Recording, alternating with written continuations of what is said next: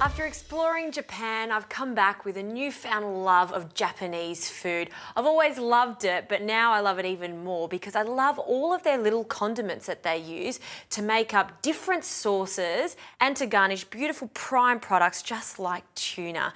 Now I'm going to make a tuna tataki with a wakame salad. Now let's get this post marinade on first. Sake, half a cup of sake into a pot.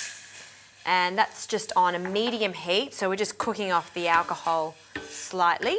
And half a cup of mirin, which has a little bit of sweetness to it. And then we need some saltiness, and that's going to come from our soy sauce. So classic soy sauce, I'll measure out half a cup's worth of soy sauce. Now this is going to boil away and the flavours are going to mingle. I'll also add 3 tablespoons of caster sugar for some extra sweetness there. And we'll add some bonito flakes. So a big handful, and you'll see that they'll start to dissolve instantly. We need garlic and ginger into a big bowl, and I'll finely grate the ginger. And we're not going to be eating this ginger or garlic, it is just to flavour the marinade. So about a 2 centimetre piece of ginger that's been finely sliced. Also a little bit of garlic, and again, I'll just finely slice it. Just 1 garlic clove is plenty.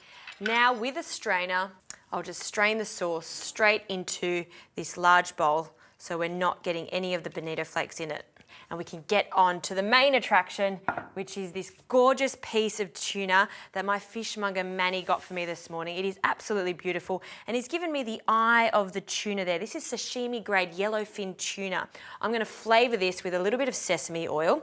I'm also adding the sesame oil so it doesn't stick to the pan. So over the tuna, and then with a brush, just brush it over quite generously on all sides, and a little bit more. Now I'll just add a pinch of salt, and this is going to help form a really lovely crust. I don't want to season the fish too much because we do have the soy sauce in the marinade. All right, this grill is really hot, so I'll place our beautiful piece of tuna on the grill, and then I don't want to move it yet. You want to move it in about 5 to 10 seconds, and then make sure it's golden brown or charred on each side. Once that's happened, it goes straight into that marinating bowl, and it will marinate for about 20 minutes in the fridge.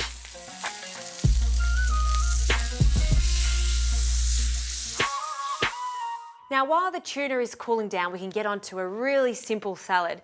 This here is wakame, and it comes in a dry form. All you need to do is place it in a bowl of water, warm water, and let it sit for about 10 to 15 minutes until it doubles in size and rehydrates.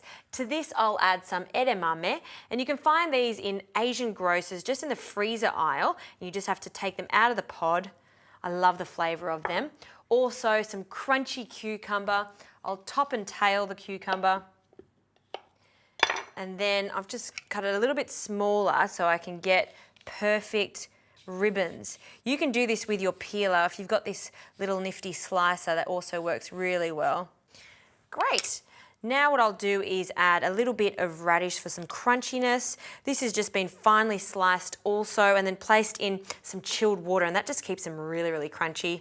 And we'll add a nice generous handful of the radish, and then we'll give that a mix. You can use your hands just to separate the cucumber pieces.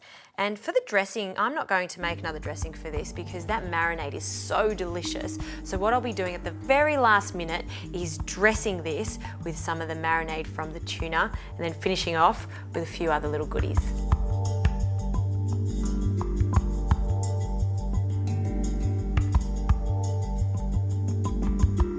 Now for the salad, we'll just bring the salad over here and then just gently dress the centre of it with the wakame and the radish, cucumber, just in the centre.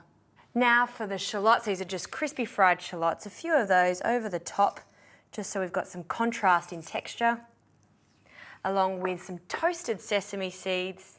And because I love that soy sauce dressing so much, I think it would be rude not to add a little drizzle of that over the tuna. That is my tuna tataki, inspired by my delightful adventure to Japan. I'm a big lover of tuna when it's raw. I'm a big lover of tuna when it's cooked. This tuna tataki gives you the best of both worlds.